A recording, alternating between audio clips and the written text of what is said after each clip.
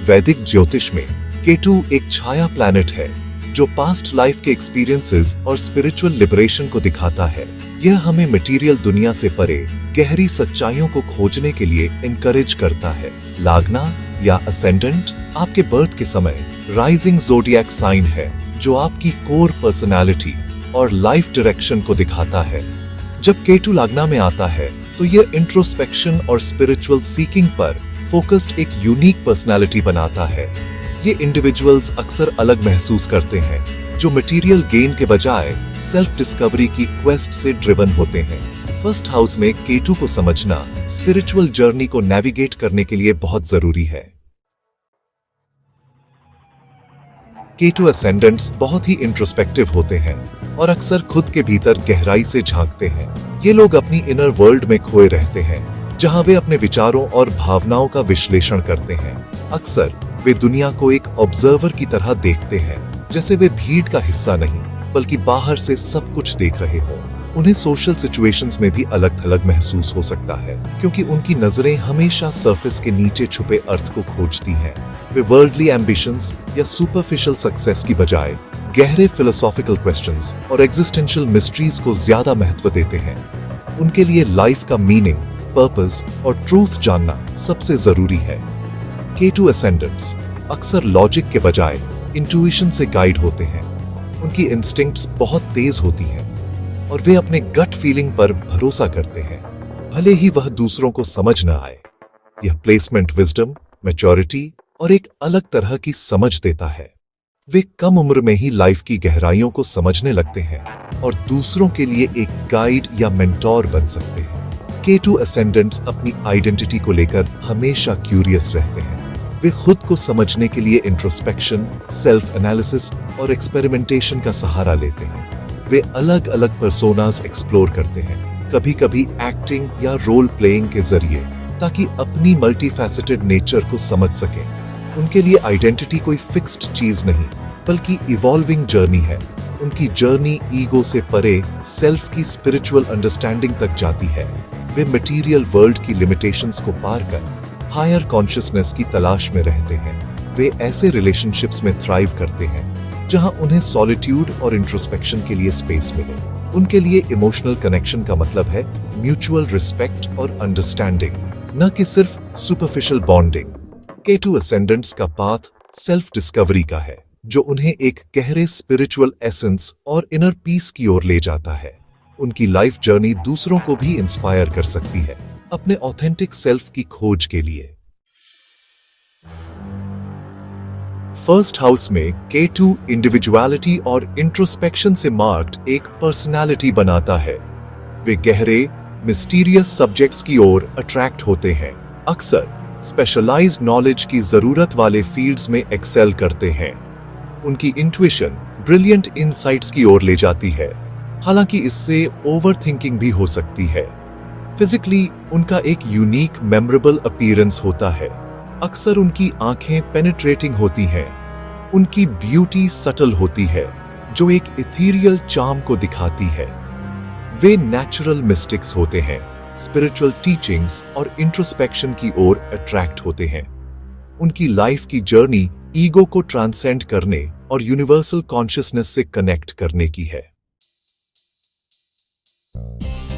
Ketu ascendants के लिए love सिर्फ एक इमोशन नहीं बल्कि एक गहरी स्पिरिचुअल जर्नी है। ये लोग अपने रिलेशनशिप्स में सुपरफिशियल अट्रैक्शन या टेम्पररी एक्साइटमेंट से कहीं आगे बढ़कर एक ऐसी कनेक्शन तलाशते हैं जो आत्मा के स्तर पर हो। उनके लिए प्यार का मतलब है एक ऐसा साथी जिसके साथ वे इनर पीस और म्यूचुअल अंडरस्टैंडिंग महसूस कर सके। केतु असेंडेंट्स सुपरफिशियल चार्म या दिखावे से प्रभावित नहीं होते। वे ऐसे पार्टनर्स की तलाश में रहते हैं जिनके साथ वे अपने डीपेस्ट थॉट्स और इमोशंस शेयर कर सकें। उनके लिए रिलेशनशिप का असली मूल्य तब है जब दोनों पार्टनर्स एक दूसरे की सोल को समझें और एक्सेप्ट करें। उन्हें ऐसे पार्टनर्स की जरूरत होती है जो कनेक्शन और विथड्रॉवल की उनकी रिदम का सम्मान करें।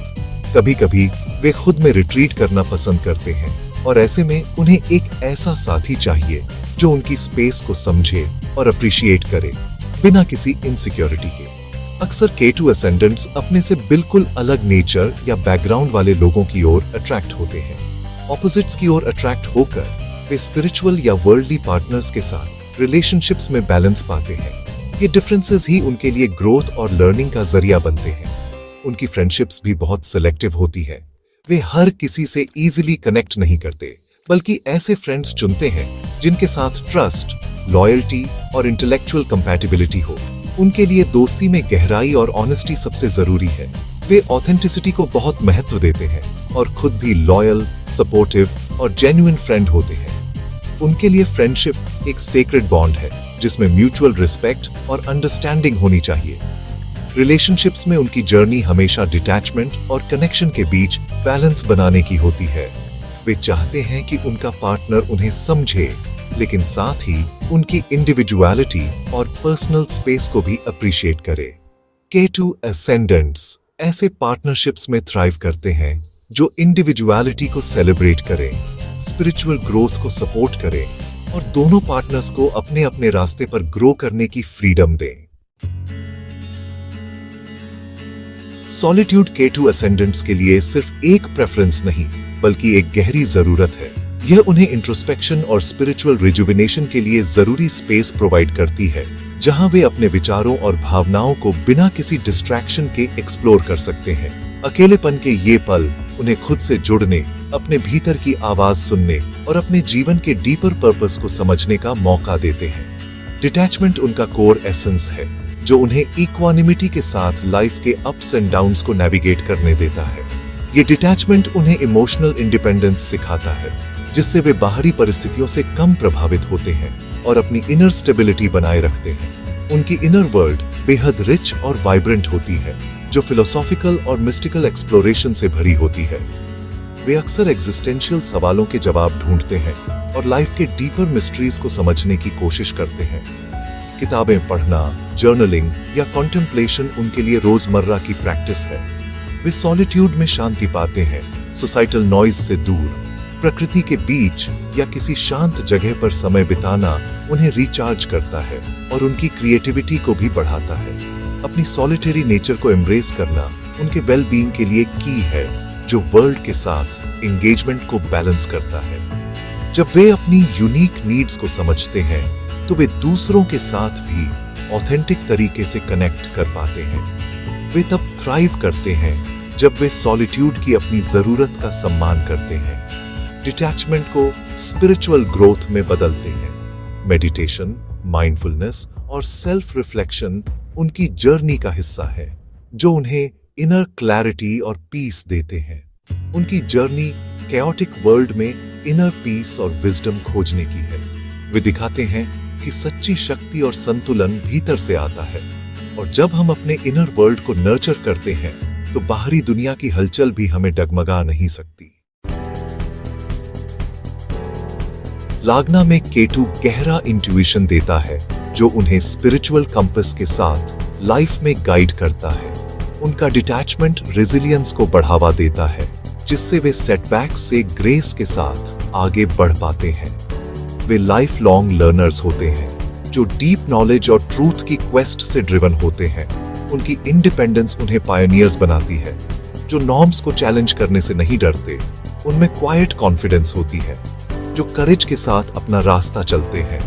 उनकी जर्नी इनर ट्रूथ को फॉलो करने की है, न कि सोसाइटल एक्सपेक्टेशंस को। वे स्पिरिचुअल पायोनियर्स हैं, जो हमें इनर विजडम की पावर याद दिलाते हैं। K2 की शैडो साइड में सेल्फ डाउट और आइडेंटिटी के बारे में कंफ्यूजन शामिल है। एक्सेसिव डिटैचमेंट प्रैक्टिकल रिस्पॉन्सिबिलिटीज की नेग्लेक्ट की ओर ले जा सकता है।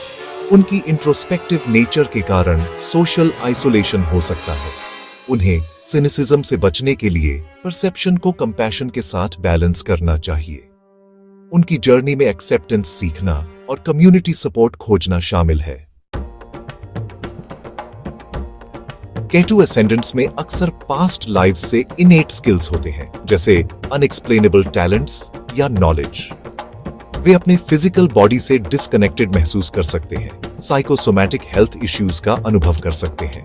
उनकी हिडन नेचर का मतलब है कि उनमें अक्सर सीक्रेट टैलेंट्स होते हैं या वे डबल लाइव्स जीते हैं। वे कार्मिक क्लींजर्स होते हैं, जो अपने और अपने लिनिएज के लिए डीप सीटेड पैटर्न्स को रिजॉल्व करते हैं। उनकी लाइफ पाथ में ओल्ड एनर्जीज का सामना करना और कार्मिक डेट्स को प्यूरिफाई करना शामिल है।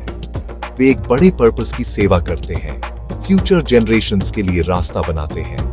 उनकी जर्नी स्पिरिचुअल ग्रोथ और लिबरेशन की है। लागना में केटू इंट्रोस्पेक्शन और स्पिरिचुअल ट्रूथ पर फोकस्ड एक लाइफ को मार्क्ड करता है। ये इंडिविजुअल्स इंट्यूटिव होते हैं जो क्वाइट स्ट्रेंथ के साथ मटेरियल वर्ल्ड को नेविगेट करते हैं। केटू के इन्फ्लुएंस को समझना सेल्फ एक्सेप्टेंस और लव्ड वंस से कंपैशन को बढ़ावा देता है। उनका पर्पस ईगो और सोसाइटल एक्सपेक्टेशंस को ट्रांसेंड करना है, लेटिंग गो की आर्ट में मास्टरी हासिल करना। उनकी लाइफ एक मेडिटेशन है, साइलेंस में विजडम और वॉइड में सेक्रेड खोजना। अपनी मिस्टिक नेचर को एम्ब्रेस करना चैलेंजेस को स्ट्रेंथ्स में बदल देता है। वे हमें इनर विजडम और मीनिंगफुल वे ऑफ बीइंग की पावर याद दिलाते हैं।